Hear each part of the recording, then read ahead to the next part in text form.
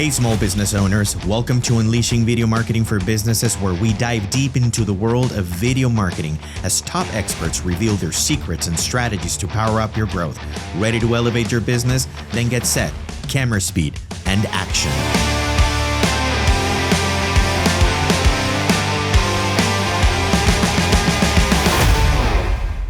Hey, my friends, welcome to another episode of Unleashing Video Marketing for Businesses, a podcast designed to give you the best tips on how to leverage video the right way to scale your business. I'm your host, Frank Battiston, and today we have Maxwell Nee, the CRO of the ScoreApp, an AI quiz platform that will help you get warmer leads and better insights on how to grab that product and sell it the right way to the right audience, to the right customers, and make better videos that will definitely help you grow. Here you go. Hey, Maxwell, thank you for being here. How are you today? Really, really good. Thanks, Frank. Yeah. So I know it's been a long time due. We tried to schedule several times, but I mean, at the same time, because we have different projects, it took a little while, but thank you for your time. And yeah, we're happy that you're here. If you can give us a little bit of who you are, in your career and your work. Yeah, perfect. Thank you. So, my career actually started in finance. So, I was in corporate banking for about 5 years. Then I left to start my own business. Originally started as a digital marketing agency. Then the agency evolved into a online education business where we were selling courses, essentially selling online courses to help people scale their business, with our help, but not a total done for you service like an agency. Okay. And I was studying a little bit your background, and you're very into fitness, right? Sports. Yeah, I wouldn't say very into, but it's just, part of my life, Okay. part of my everyday sanity, to be honest. It's a bit like meditation. So I've got to get to the gym every day, ideally first thing in the morning. I did really want to push myself when I was still in corporate, and I did entered a bodybuilding competition, amateur bodybuilding competition, which had an okay result. Like I had two fourth place trophies by the end of it, and Nice. that was an amazing experience. It was a bit like a challenge slash personal goal slash wanted to see how I could really optimize myself. That's great to know. So you have a book, right? What inspired you to write Scorecard Marketing? And if you can give us, some of the key concepts that it covers so that we can then bring these concepts into the creation of video and how to help businesses scale with this. Yeah, thank you so much. So, just to be clear, scorecard marketing was actually written by my business partner. Okay. And scorecard marketing, what it's about is that it is a new type of marketing that allows you to use the power of quiz funnels. So, most people don't really know what a quiz funnel is when I first tell them about it. But in short, a quiz funnel is a if you've ever done a personality quiz, that Yeah. was actually a quiz funnel. It's a very engaging process where they get you to give your information, they get you to give your phone number, your email, where you're from, and in return, you get to complete a personality quiz where you get to learn a little bit about yourself. So that's like the value exchange. It's like one person gives information, the other person gets a piece of value where they get to learn about themselves. And if a quiz funnel is done really well, typically that value is very personalized, like a personality quiz. So we help about 6,000 businesses right now, paying clients, build their own personality quizzes for them to attract their ideal clients online, so their own personalized marketing funnels. And we're a software, so we're not an agency. So we're between like 50 to $150 per month, so not a lot of money. And um, a typical landing page when you send someone to like a registration form converts at like 15%, 1.5. A quiz funnel can convert anywhere between 40 to 80% if you really nail it. So it's it's a significant improvement because it's it's gamified, right? So it's fun to do. It's a bit of a game, and it's that personal engagement that adds that cherry on top in attracting your ideal clients. Okay, great. And how can these principles apply to video marketing? And do you have any examples of successful video campaigns? Yeah, so it's any lead magnet that converts to like 40% is a really great tool to turn viewers and listeners into emails and phone numbers, right? So you're turning just views like CPMs into actual real leads. So what's a lead? Everyone defines it differently. I define a lead as someone that's giving you their information, so you can contact them directly, and then they've also expressed interest in what you have to offer. So what you have to offer is video services or financial services or accounting, whatever that is. You want to know as many people as possible, but you only want to know as many people that are interested in what you have to offer, right? Yeah. So a lot of our clients use quiz marketing to turn their podcast listeners, their YouTube channel, their Instagram followers into leads that have expressed interest in what they're doing. We personally do that. So we have about 150 people find out about us per day. They come through our website and register on our scorecard on our website, and that pretty much comes from YouTube and SEO.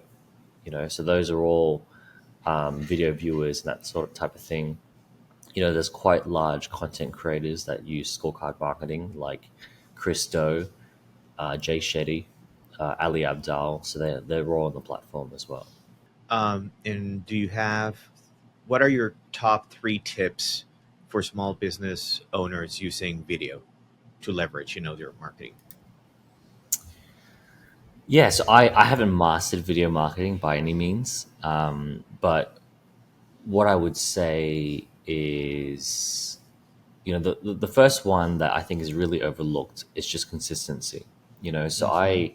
I listen to a podcast called Entrepreneurs on Fire, on and Okay. off, and there's his origin story just really fascinates me. So when he started the podcast, I think it was like 2014, and he was telling his friends he wants to start a podcast, and they were saying that he's missed the boat. The golden age of podcasting is gone. There's already the top of the industry, so he's never going to get there.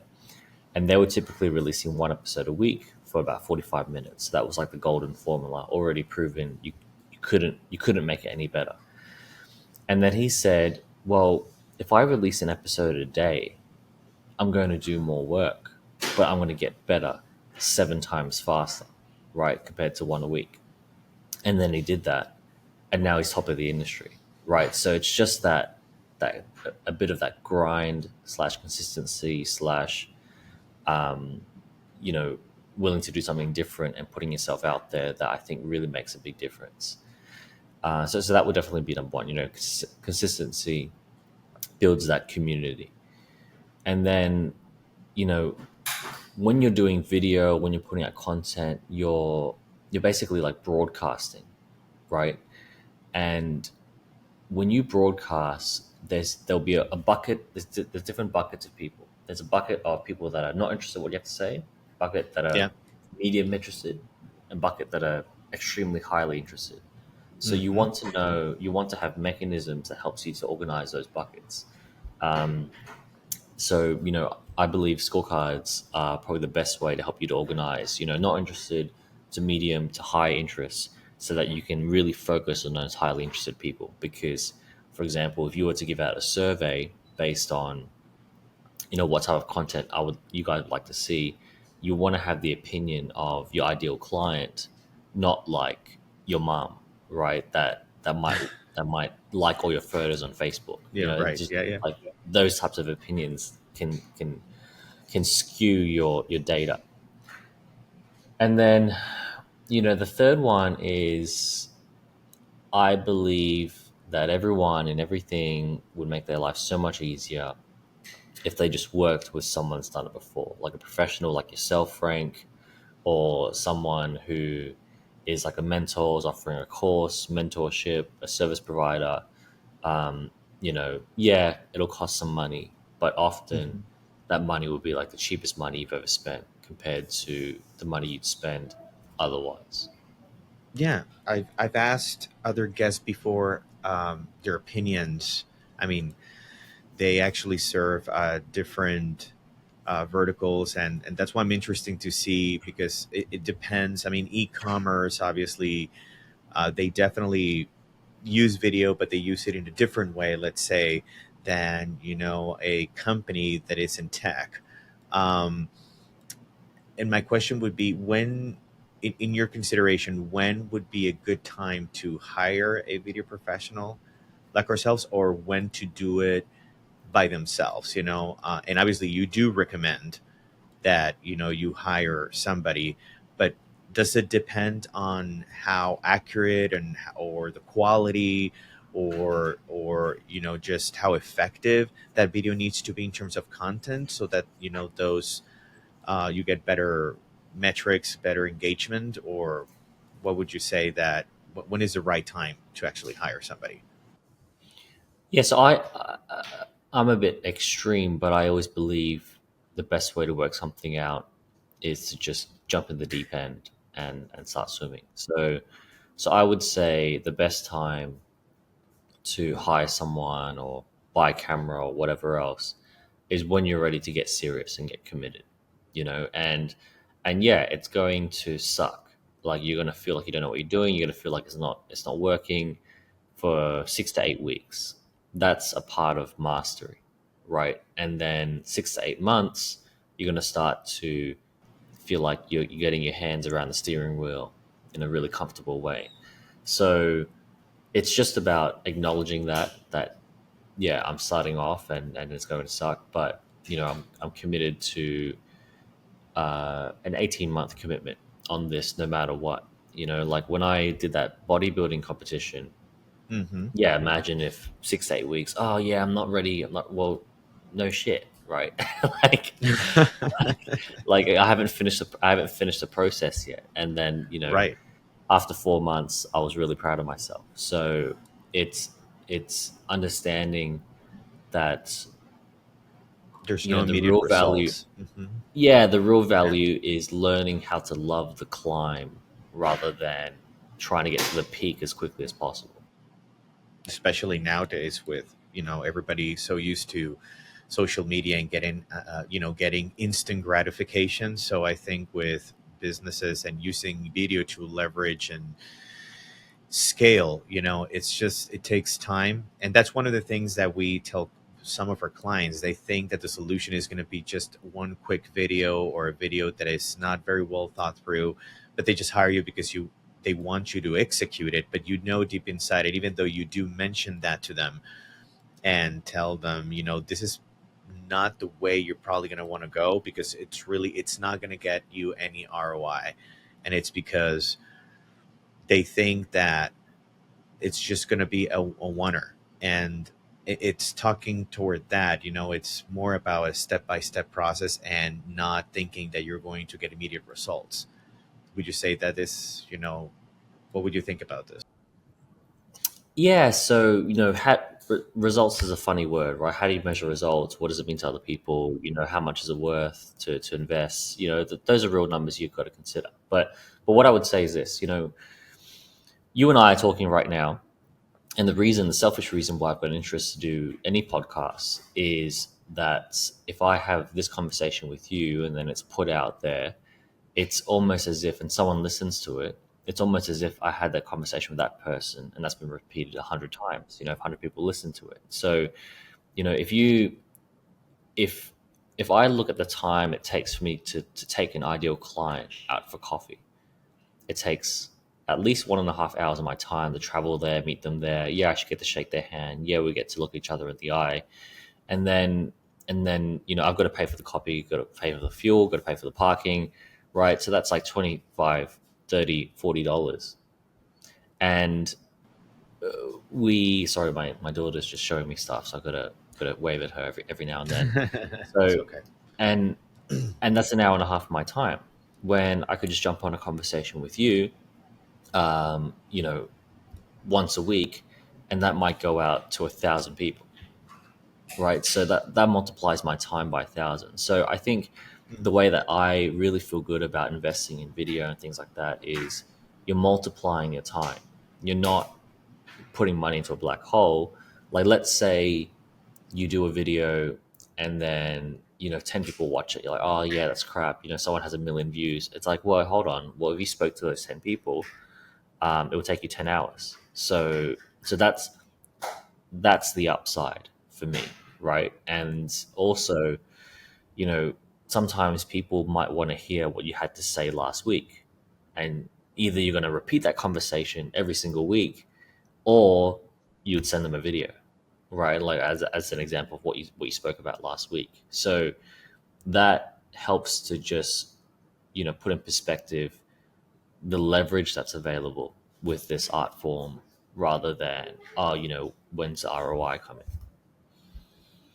Like when's the ROI coming when you commit to taking 100 people out for coffee? When you take 100 people out for coffee, it feels like you're doing something. It feels busy, and that's a trap. It's busy work instead of results focus activities. Yeah, yeah, that's a nice perspective. I think you're the first person that actually explained it that way, and I actually like it. It's how effective you can be without not just wasting yourself, and be able to get those results by I like your analogy. I mean, and it is true. Why not? Instead of having those 10 conversations, just not have just once, and then everybody is able to learn from that single conversation multiple times. And about how would you analyze those results? I mean, that was my next question. How can businesses analyze that data? Let's say if it's in a podcast or if it's a video, what is the proper way to read it and say, okay, this is what I need to do next so that it's more successful, or do some of the same, or actually change to basically get the results I want. Yeah, so there's always going to be leakage, right? Like, you're never going to Hmm. have categorical scientific data on everyone that watches your videos. Like, no one has that, not even Google or YouTube. So, but what you can do is, yeah, you can ask for someone to take an action. Hey, look, if you like this video, hit like, so I know that you have, and then I'd like to reach out to you. Or if you like this video, if you don't mind sharing, or if you like this video, just write in the comments, what your thoughts are, and if you have any questions, so I can answer them. Or if you like this video, I've got a follow up scorecard that you can do that will, just give you more insights into what I've mentioned in this video when you complete it. And here's a link below. So yeah, it's about asking for something, right? You've delivered something on video that people can get some value out of, and now you get to ask for something. Um, or you could take a video that handles a specific point. So we used to do this in my last business, where we used to have sales calls, right? Like strategy calls, sales calls. And before the sales call, the biggest objection was that we had all the time. I think it was, oh, but it's now the right time to start this business. Like, like there's a lot of procrastination. So then we made a video about how, if now isn't the time, then when? And we sent that out. So it was like handling the the number one objection before the call. We sent that out to everyone that before they jumped on the call, and the conversions went up. So we measured that, right? Like, or the sales call was shorter. Like, it was like up to 30% shorter, because the person just had already digested you, for 15 minutes before the call. So the call could be 15 minutes shorter, as an example. So there's real tangible things you can measure. You just got to look in the right places, right? Minutes, sales calls, conversions, lead generation. But so you got to work with someone that can help you set all that stuff up. Okay. And in your perspective, what are the most common mistakes that people do with video marketing, or at least that people think they should use video for and actually they fail at, from your perspective or your experience, or in other businesses you've helped, that actually you look at them and say, yeah, they're not doing this effectively and this is why, if you have like any of those. I think that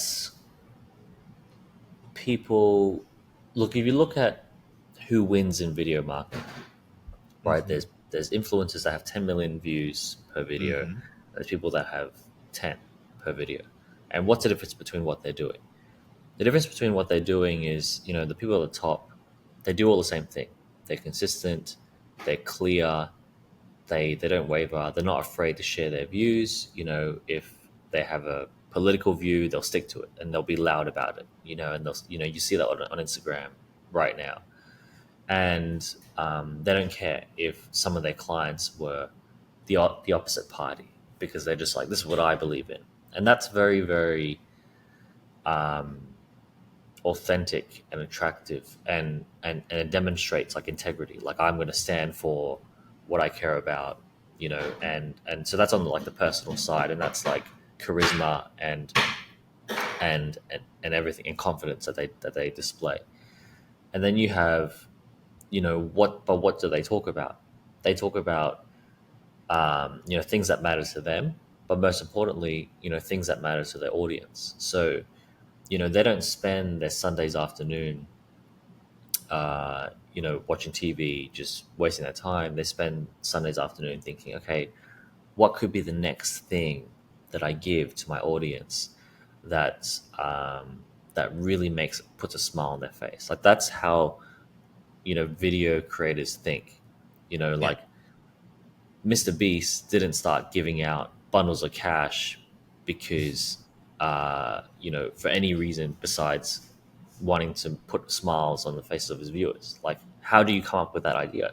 You don't come up with that idea by being stuck in your head and thinking about yourself. You come up with that idea by putting your audience first. So I really believe that they really zoned in on, what they could do to put their audience first.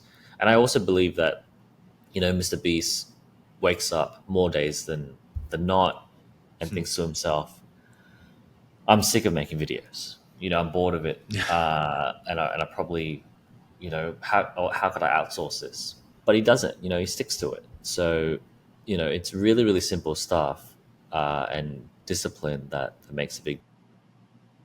Yeah.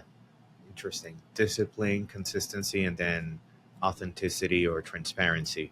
So for you, those are key based on, what you've seen in others that are successful. Okay. And there was something that attracted me a lot, when I was reading your work. You said businesses often get their go-to-market strategy backwards. So what's your approach to doing that right? Like, I was a little bit, this is interesting, and I wanted you, like, to address it if possible here in the podcast, because I thought, probably a lot of people do it in reverse. What's going on when you say that? Yeah, well, I'm writing a book on this, so if you want a copy of that, just Yeah. maybe connect with me on LinkedIn. I'll get that out to Yeah, anyone. absolutely. Love to. Yeah. So, going to market, the working title of the book is "Go to Market with Zero Risk." So the biggest risk about taking a new product to market is you spend a whole bunch of money, it doesn't work. That's worst case scenario. And when I talk to entrepreneurs, when I meet a lot of people, when I see businesses that are launched successfully, a lot of them get one thing backwards, which is they create a product first and they really fall in love with their product, and then they go and try to force it down the throats of their clients, or like distributors who can distribute their products.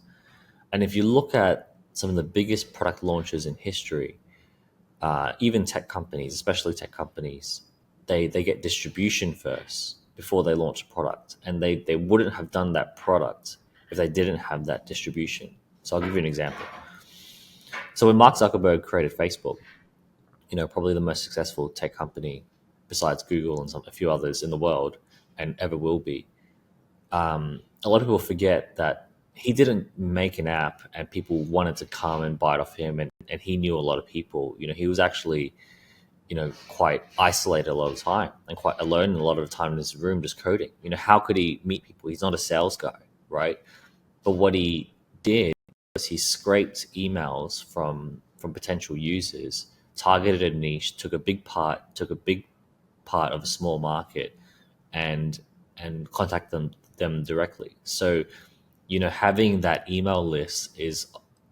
first email list is often how people launch successful companies. Another example is when Steve Jobs launched the iPhone. He's probably one of the most foremost people in history known for falling in love with their products and really being about product innovation, product design. Even he didn't, even he took his ego out of it. And when he launched the iPhone, he said, okay, I've got a great product, but how do I get it in front of the right people? Well, the first thing he did before he launched the iPhone was he called AT&T and he said, look, I'm going to launch this thing, and I want to distribute it through your stores. Before I launch it, I need to know I've got you ready to distribute this through your stores. And by the way, this is going to help you 4x your revenue because you get to charge people for data like never before. Because this device is a data device. It's not an SMS texting device, right? And they said yes, please. So, two of the biggest product launches in history found distribution first before they launched their products that they obviously are in love with. That's thank you for that. Yeah, that is definitely something to think about. Um, I wanted to ask you in relationship to that. It's does that I mean you gave very two good examples with tech, right? But does this apply also in other just verticals or markets or other sectors? Yeah, influencing is a really good example. So I've always wanted to have an e-commerce brand. I thought it'd be really cool, and you get to create a brand and style that's yours, and everything else. And I've had a million ideas, and I've had the money to launch them, but I'm waiting until I meet, for example, the right influencer that's in the niche that I want, that I could create a partnership with to launch my brand. And I'll do all the business work, and they actually need to use them as a distribution platform, because launching it without so for me, distribution is a distribution channel that you can use for free is the ultimate competitive advantage. Because Yeah. it reduces so much risk, and competitive advantage isn't just about bigger budgets. Spending more on sales and marketing. Often the best competitive advantages that you want to invest in, because I invest as well, is what ones that reduce risk to almost zero. So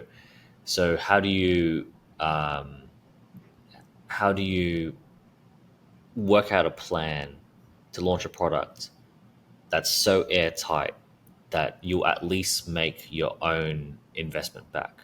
Let's say you put $1 million into this product, you're guaranteed $1 million worth of sales because of how you structured the plan. So that's sexy. That's like the ultimate attraction in the investment world, and also in the product launching world, that I think a lot of people are overlooking.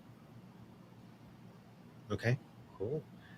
And in terms of using tools, I mean, we were talking about ScoreApp, as a tool for small businesses to use, and actually get better, just attract warm leads. But and you already kind of explained to us already how it works, but from a scenario perspective, I'm not sure if you could give me like a scenario. Let's say this small company, and they're actually interested in launching this particular tech product. How could ScoreApp help them? Like in a way, it doesn't have to be step by step, but obviously, if they don't know where to start, and they're like, okay, I have it in front of me, I found it. What's the best way to use it? I got it. So I'll give you an example. So my sister is a like energy coach and life coach, and she wants to move into fitness coaching, right? Like personal training, essentially. But she's never done it before. It's very scary and everything else. And I said to her, she's like, "Oh, how do I offer? Hey, do you want to lose weight? Like, how do you can't go around saying that to people, right?" So I said to her, "Look, well, why don't you launch a scorecard? And the personality quiz template, the scorecard, might be something like, how do you, find out which body type you are, and the and how to get the best body you want by Christmas, right?" So then she launches this thing that generates leads, and then she knows maybe she generates one lead, maybe she generates 100 leads, but whatever she generates will give her confidence that she's nailed her product messaging and marketing and niche, or it needs a bit more work. And all the while she hasn't, so she's solving distribution first. So she hasn't, spent 6 months and $4,000 creating this product, this fitness product that becomes a melon that no one wants, right? So, Yeah.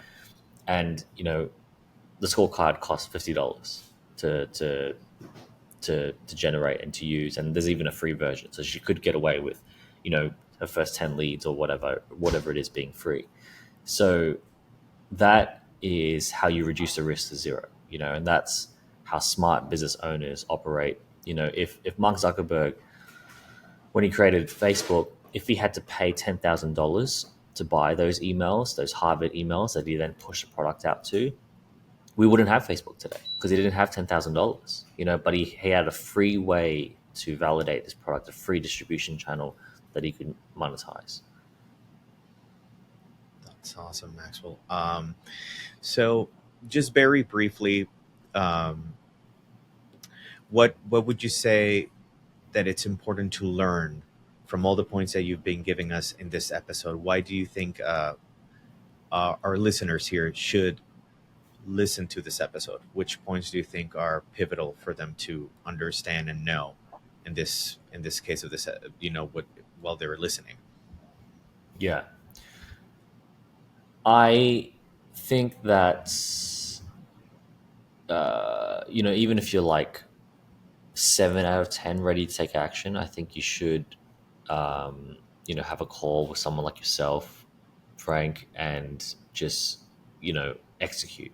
Execute. Just start working with a professional. Like if you don't feel 10 out of 10 ready to do it on your own, and you feel 7 out of 10 ready, then pay for some help, get started, because leveraging your time 1 to 100 never hurts, and but it'll never start if you don't get started. Okay, thank you. And lastly, where can people learn more about you and find you, and even everything you've created from the books or the Score app? What's the best way to learn more, from your business? Yeah, so if you like to learn about using scorecard marketing more in your business, whether you're doing videos, podcasts, you got a website, you're any type of service provider, that's who we help. We have 6,000 clients. uh, I can get you a free copy of our book, provided we can ship it to your country. If not, you'll get a PDF copy.